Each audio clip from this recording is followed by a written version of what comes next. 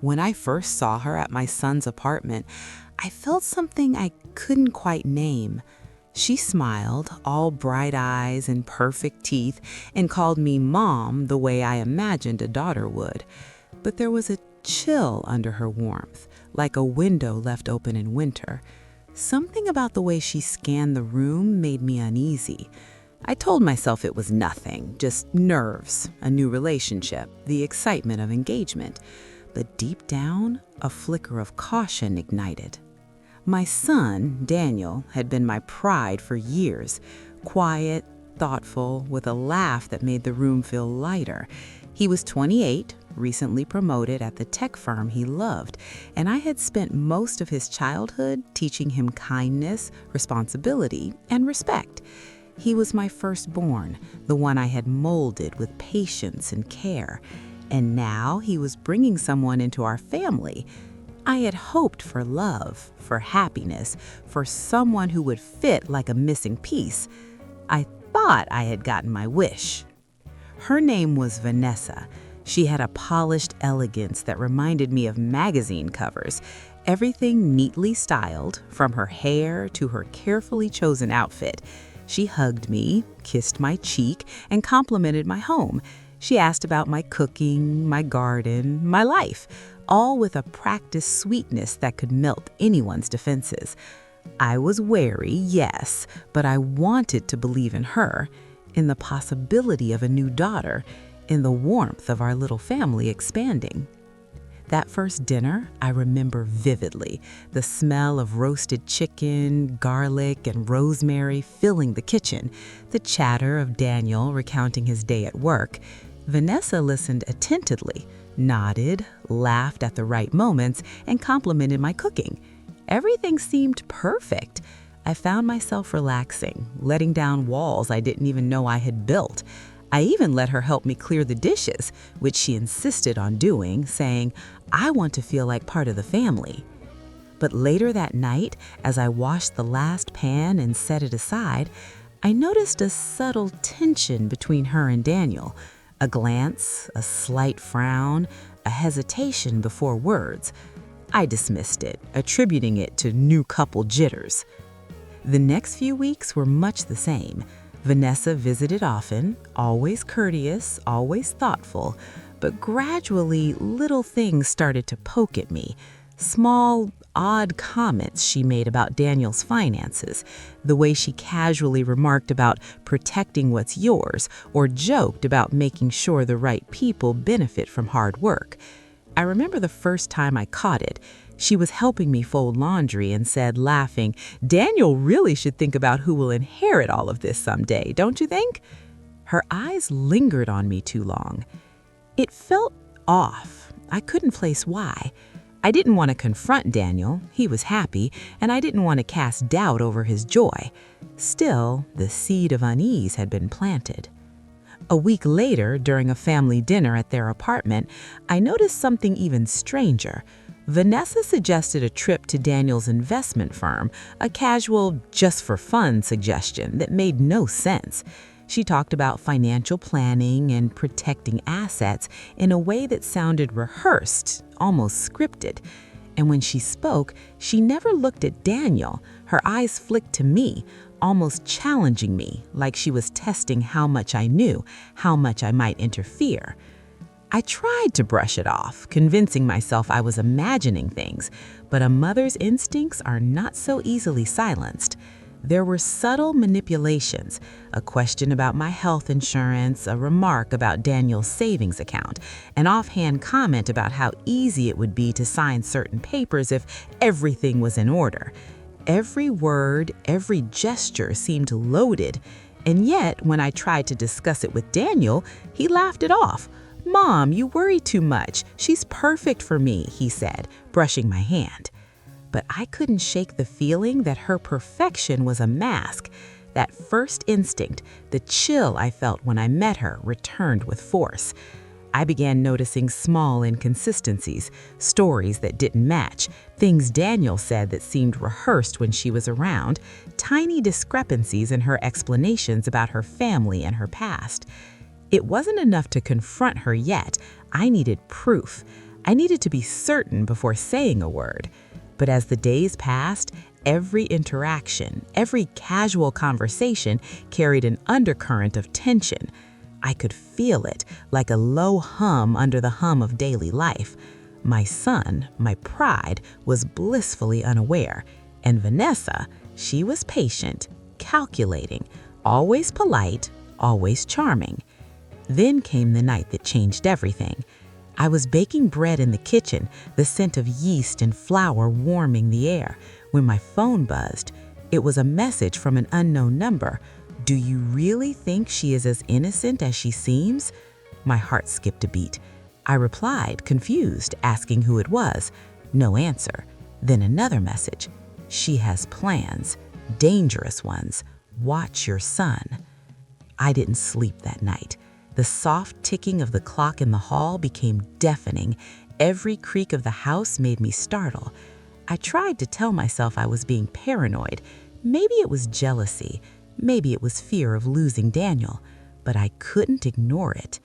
The next day, I watched Vanessa closely, noting her movements, her words, her gestures. Everything seemed normal on the surface: the bright smile, the warm laugh, the casual touches on Daniel's arm. But I noticed how she subtly influenced decisions, how she steered conversations, how she planted ideas. And the more I observed, the more the pieces started to form a picture I wasn't ready to see. By the time Daniel proposed officially, I had begun to dread the wedding, not because I didn't want my son to be happy, but because I suspected that the woman he loved might not be what she seemed. My gut twisted with a mixture of fear and sorrow. I wanted to trust him, to trust her, to trust the life we had built, but something deep inside whispered a warning I could not ignore. The days leading up to the engagement party were tense, though I tried not to show it. I polished the silverware, arranged fresh flowers on the dining table, and baked Daniel's favorite chocolate cake. All the while, Vanessa flitted around with her perfectly measured smiles, commenting on the decor, the food, and even my choice of music. "This playlist is lovely," she said, adjusting a vase I had placed just so. "Daniel will appreciate the effort." Her tone was warm, but there was a sharpness underneath, a subtle assertion, like she was staking claim. That evening, guests began to arrive: friends, co-workers, distant relatives. Laughter filled the apartment, but I felt a quiet pressure in my chest, an almost physical tightening. Every time Vanessa spoke, I noticed how she positioned herself close to Daniel, how she laughed at his jokes just a fraction too loudly, how her hand lingered on his shoulder in a way that seemed more strategic than affectionate.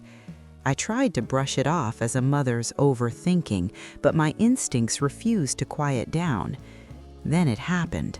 I was pouring wine into a glass for a colleague when Vanessa leaned in, her voice low and intimate. "Your son is so trusting," she said, almost like a whisper meant only for me. "It's cute, but dangerous." I froze, the glass trembling in my hand. My mind raced. Dangerous? What could she possibly mean? I wanted to laugh it off, to tell myself it was a joke, but her eyes were cold, calculating. For the first time, I saw the woman behind the mask, sharp, precise, and quietly menacing. Later that night, as the last of the guests trickled out and Daniel went to fetch something from his study, I followed. I needed to see if my fears had any grounding. In the quiet of the apartment, with only the hum of the refrigerator and the distant city noise, I noticed something on his desk, a folder I hadn't seen before, labeled in Vanessa's neat handwriting, "Estate Planning/Important Documents." My heart pounded. I picked up the folder, flipping through pages carefully. There it was. Copies of Daniel's bank statements, his investments, and notes that weren't his, they were hers. Notes detailing ways to gain access to his assets, subtle plans for control, strategies for manipulating decisions once she was officially part of the family. My hands shook. This wasn't just ambition, it was a scheme, meticulously crafted, aimed at taking everything my son had worked for. I didn't hear Daniel return, and I barely noticed Vanessa slipping quietly into the hallway behind me. She paused, watching me with an expression that was unreadable, part feigned innocence, part triumph. "Looking through things that aren't yours, Mom?" she asked sweetly, but the smile didn't reach her eyes. I spun around, holding the folder like a shield. "What is this, Vanessa?" My voice was calm, but it carried a sharp edge that surprised even me. "Oh, that? Just some planning," she replied, lightly, as though brushing away dust. "You know, helping Daniel organize things. He's busy. I'm just proactive." Proactive. The word felt like a slap. I wanted to scream, to shake her, to rip the folder from her hands, but I held back. I needed clarity, evidence, something that would protect my son before revealing anything. My mind raced, thinking of how best to proceed. For the next week, I observed carefully, taking mental notes. I watched the way she interacted with my son's finances, the subtle nudges toward decisions that would benefit her more than him. I began cross-referencing statements, noticing transactions that didn't make sense. I quietly made copies of documents and screenshots of emails. I stayed calm, careful not to alert her. Then, one evening, Daniel mentioned wanting to discuss wedding plans with me. "I think Vanessa and I should finalize some arrangements," he said. "Can we go over the guest list tomorrow?" I agreed, but inside I was bracing myself. That night, I set up my own small investigation. I created a timeline, noting every suspicious interaction, every odd remark, every unusual suggestion she had made. The picture became clearer. Vanessa was not only planning to control my son's finances, but was setting up legal structures that would leave him vulnerable. She was charming, patient, and meticulous, but her endgame was unmistakable. The realization hit me hard. My son's happiness, his trust, his life's work, all were at risk. I felt a cold weight settle in my chest, a mixture of fear, anger, and sorrow. How could someone I had welcomed, someone who called me Mom, harbor such intentions? I decided I needed to act, but carefully. Confronting Vanessa directly without proof could backfire, and confronting Daniel without clarity could shatter his trust. So I began quietly gathering everything: records, emails, bank transactions, even conversations I had overheard. Each piece built the story I needed to tell, the truth that could protect my son. And yet there was a part of me that mourned what I had lost, the innocence, the hope that my son's fiancée could be a daughter in every sense, the trust I had placed in her. I realized that betrayal is not only about deceit, it's about the quiet erosion of the life you imagined, the future you had hoped for, the relationships you nurtured with care. By the time the engagement party rolled around again, this time just a small gathering with immediate family, I was ready. I watched Vanessa as she smiled and laughed, plotting her next comment or suggestion. She had no idea I had pieced together her intentions, that every casual word, every strategic laugh had been cataloged and understood. I knew I couldn't let this go on. My son's life, the stability we had built, depended on me acting with both tact and resolve. I would have to expose her, but I would do it with dignity, with evidence, and with the clarity of a mother who refuses to let her child be taken advantage of. The next morning, I woke early. The apartment was quiet, the faint hum of the city outside barely audible over my own thoughts.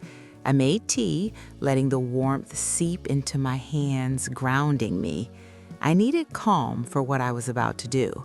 Confrontation without control would only make things worse, and my son's happiness, his security, depended on me acting smartly.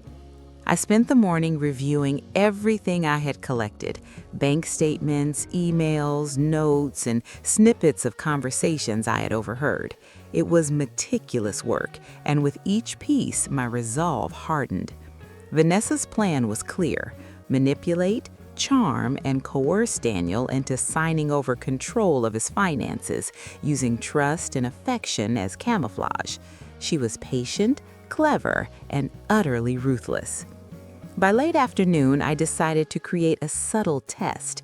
I invited Vanessa for tea under the guise of catching up and sharing family news.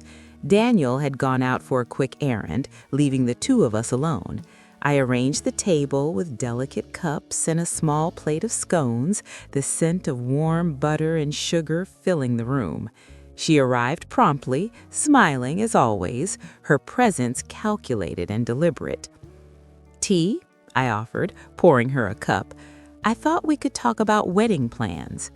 She nodded, perching on the edge of the chair, her hands folded neatly in her lap. "Of course," she said.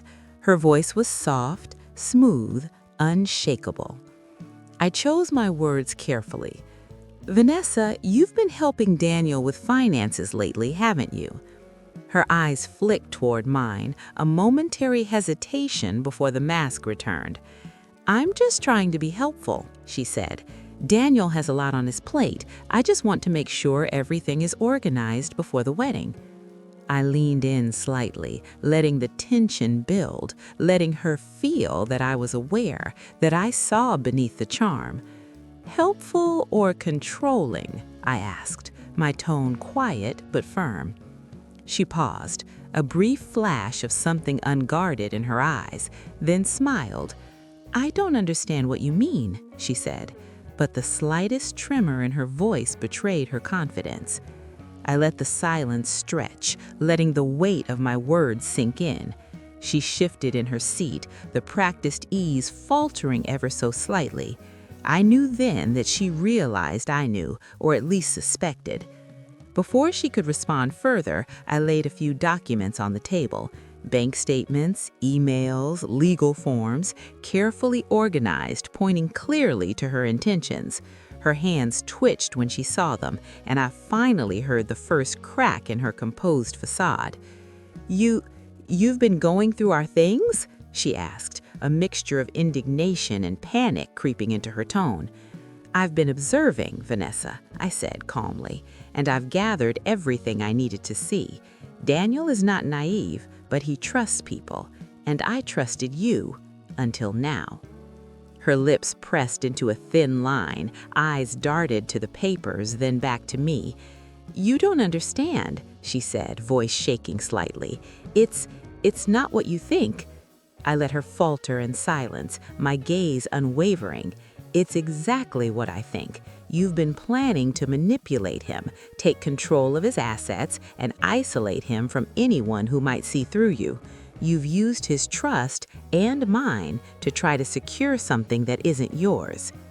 Tears pricked at the corners of my eyes, not for her, but for the betrayal itself. The warmth, the welcome, the hope I had given her, all used as tools. I had imagined her as a daughter, and instead she was a threat. Her voice broke. I didn't mean to hurt him." "Intentions don't matter," I said softly, but firmly. "Actions do, and your actions are clear." We sat in silence for a long moment. Then she said the one thing that made my stomach churn. "You can't do anything about it. Daniel will see me the way he wants to." I smiled, a cold, steady smile.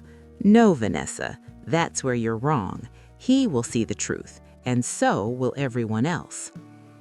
The next few days I moved carefully. I didn't want to create a scene that would destroy Daniel emotionally before he had the full picture. I spent time guiding him gently, asking casual questions about his finances, his plans, and his feelings without revealing what I already knew. I watched how Vanessa tried to manipulate, how she pushed subtle suggestions, and I waited for the right moment. That moment came when we gathered the family to discuss the engagement formally. Everyone was present: Daniel, his fiancée, siblings, close friends, even a few neighbors.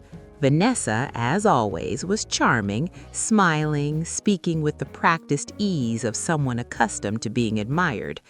I waited until she was alone with Daniel for a brief moment and handed him a stack of papers. I thought you should see these before making any decisions, I said quietly. His brow furrowed as he flipped through the documents, eyes widening with each page. Vanessa's smile faltered as she watched him, realization dawning. "Daniel," she began, but he held up a hand, staring at the papers, then at me. "You knew," he said finally, voice trembling. "You knew what she was planning?" "I suspected," I admitted, "but now you can see it for yourself." He looked at her, and for the first time I saw his disbelief and anger mix. "Is this true?" he asked, voice trembling. Vanessa's composure broke. "It's not what it looks like," she cried, reaching for his arm. He recoiled. "You've twisted things." "No, Vanessa," I said quietly, my voice calm but resolute. "The documents don't lie, and your actions speak louder than your words." Daniel's eyes met mine, and I saw the relief, the gratitude, the recognition that I had protected him. His trust in me was unshaken, and it filled me with a bittersweet pride. Anina's face flushed, her carefully cultivated poise crumbling under the weight of exposure. She opened her mouth to protest, but the words faltered, caught somewhere between defense and desperation. Daniel's expression hardened. "I can't believe you," he said quietly, the calm before the storm. "I trusted you. You've been planning to take everything from me, everything I've worked for. And for what?" Vanessa's hands trembled. I thought I loved you." Daniel shook his head. "Love doesn't look like this." He gestured to the papers, the meticulous record of her manipulation. "This isn't love. This is strategy. This is deceit." I watched him, feeling a swell of protective pride. My son, the boy I had raised to be honest, thoughtful, and strong, was finally seeing the truth for himself.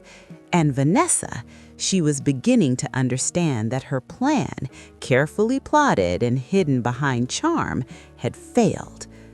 I didn't want to hurt him," she whispered, the first genuine crack in her voice. "Intentions don't matter," I repeated softly, echoing the words I had said to her in private. "Actions do, and your actions are clear." Daniel turned toward me, his voice shaking with a mix of anger and relief. "Mom, how did you know?" "I noticed the little things," I said, sitting down in the chair I had left empty for myself. "The comments, the suggestions, the way you both interacted with finances. She was always careful not to push too hard in front of you, but there were signs, small, subtle, but a mother notices." Vanessa's lips pressed into a thin line, anger and shame mixing in a way that made her seem suddenly human, fragile in the face of her exposure. You went through my things," she said, almost accusingly. "Yes," I admitted. "I needed to see the truth for Daniel's sake, for your sake too, if there was any chance you would reconsider."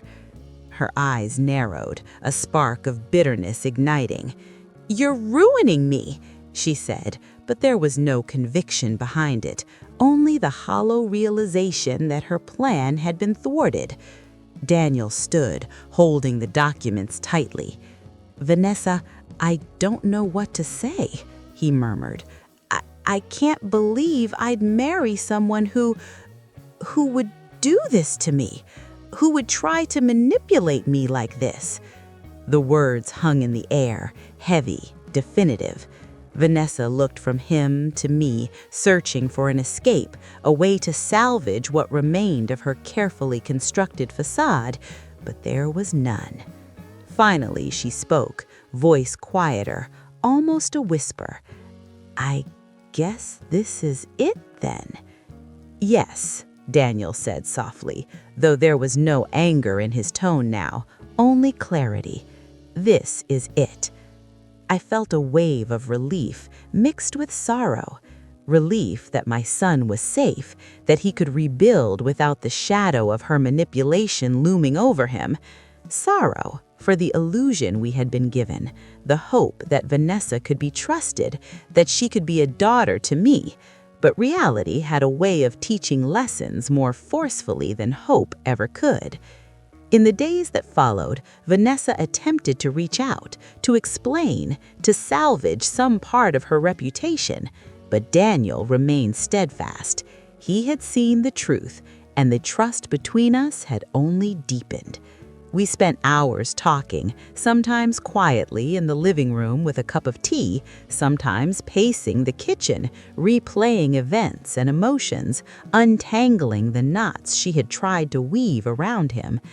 I realized that what I had done was not just protection, it was empowerment. Daniel had been shielded, yes, but he had also learned to trust his instincts, to see the subtle signs of manipulation, and to act decisively. There was a lesson in this for both of us. Vanessa, on the other hand, had no allies left. Those who once admired her charm now saw the truth. Word spread, quietly at first, then more openly, as the documents and her attempts to manipulate Daniel were discussed among friends and family. Social circles that at once embraced her began to distance themselves. She faced the consequences of her actions, not through confrontation, but through the quiet, undeniable truth of exposure. I remember the first time Daniel truly smiled after the ordeal, not the polite, careful smile of someone relieved, but the deep, genuine smile of a man who had survived deception and come out stronger. It was then I knew that the hardest part wasn't protecting him from her, it was guiding him through the emotional recovery that comes after trust is broken. We spent the next few weeks rebuilding. Quiet dinners, long walks, small trips to places we loved.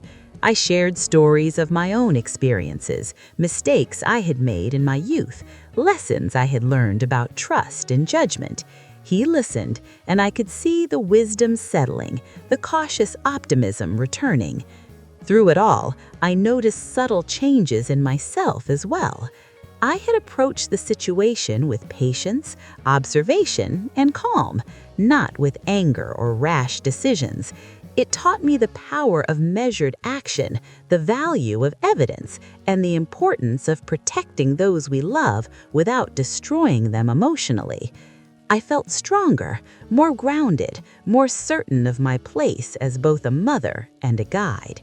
Even when Vanessa tried to contact us, sending messages or attempting to appear innocent in public, we remained resolute. Daniel had his boundaries, and I had mine.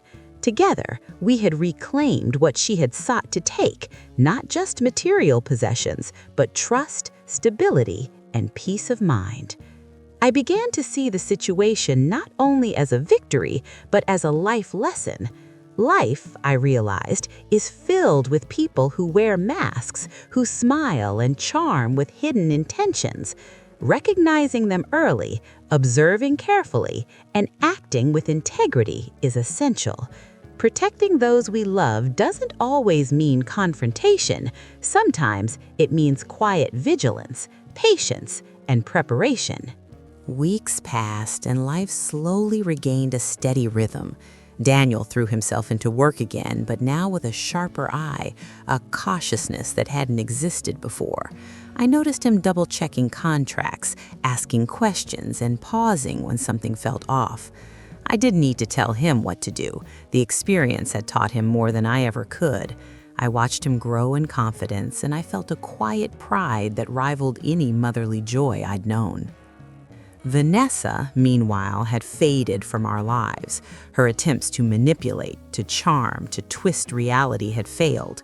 Friends who had once been captivated by her charisma began to see cracks in her behavior, and the stories spread, quietly at first, then more openly. She was no longer the radiant, perfect fiancée. She had become a cautionary tale of deception. But I did not gloat. I had never wanted revenge for the sake of revenge. My aim had always been the protection of my son and the restoration of honesty and trust. One evening, Daniel and I sat on the porch, the air crisp with early autumn, the smell of fallen leaves mingling with a faint aroma of my jasmine tea. He was quiet for a moment, staring out at the fading sunset before speaking softly. "Mom, I don't know how to thank you, not just for what you did, but for the way you handled it, calmly, wisely, without ever making me feel like I was a fool." I smiled, letting the warmth of the tea seep into my hands. "You weren't a fool, Daniel. You were trusting. That's a strength, not a weakness. You just needed someone to help you see what was hidden." He looked at me then, eyes clear, steady. "I do see it now, and I know I couldn't have done it without you." We sat in silence for a while, letting the world shrink down to just the two of us, the hum of distant traffic, the rustle of leaves in the breeze. I realized then that healing wasn't about erasing the memory of what happened. It was about learning, growing, and rebuilding trust where it mattered most. I took a deep breath. "Daniel, there's something I want you to understand. Life will bring people like Vanessa, charming, manipulative, sometimes dangerous. But strength isn't in avoiding them. Strength is in seeing the truth, acting with integrity, and protecting what's yours without losing yourself." He nodded, absorbing the lesson quietly. I could see it shaping him, a resolve settling into his features that had not been there before. In the weeks that followed, I also found healing from myself. I returned to my garden, tending the flowers and vegetables as I had always loved. The act of nurturing something living, something honest and true, reminded me that life continues even after betrayal. I began to cook more, hosting small dinners for friends and family, moments filled with laughter and warmth, proof that life could still be beautiful even after deception. Occasionally, I would hear whispers about Vanessa in social circles, but I paid them no mind. I had no desire for her downfall to be my entertainment. Justice had its own way of settling, and I was content to focus on the life I had, the family I protected, and the son who had grown stronger through the ordeal. One day, Daniel came to me with a small, shy smile. "Mom, I was thinking maybe it's time to plan a little celebration, just for us, not for anyone else, not to prove anything, just to mark life moving forward." I nodded, feeling a gentle warmth in my chest. "I'd like that." And so we began, slowly, cautiously, but with hearts open. There was laughter again in the house, the kind that made the walls hum and the dishes rattle, the kind that spoke of peace regained. The fear and tension that Vanessa had tried to weave into our lives had been dismantled by truth, vigilance, and love. I realized that the ordeal had left an unexpected gift, not just the clarity to see manipulative people, not just the reassurance that Daniel could handle life's challenges, but the deep knowledge that even in betrayal, there can be growth if you are patient, observant, and wise. Sometimes, late at night, I would sit alone with a cup of tea, thinking back to that first dinner when Vanessa had smiled at me and called me Mom. I would close my eyes and breathe deeply, remembering the chill that had pricked my heart. I now understood that instinct, that subtle warning. It had saved my son's life, his happiness, and our family's future. There were nights I still thought about what could have happened if I had ignored the signs, if I had dismissed my intuition, if I had been blinded by hope. The thought sent shivers down my spine, but I also knew that dwelling on what-ifs would serve no one. What mattered was the now, the family we had preserved, and the lessons learned. I glanced at Daniel, asleep in the armchair, a book still open on his lap, his breathing even and peaceful. My heart swelled with gratitude, not for the drama or the confrontation, but for the enduring bond between mother and son, strengthened by adversity. The world is full of people who appear kind and loving, but harbor hidden intentions. What I learned is that vigilance, patience, and careful observation are not signs of mistrust, but of love. Protecting those you love doesn't always mean confrontation. Sometimes it means quiet, determined action, guided by evidence and intuition. And as the night wrapped the house in a soft, protective darkness, I felt a sense of calm I hadn't known for weeks.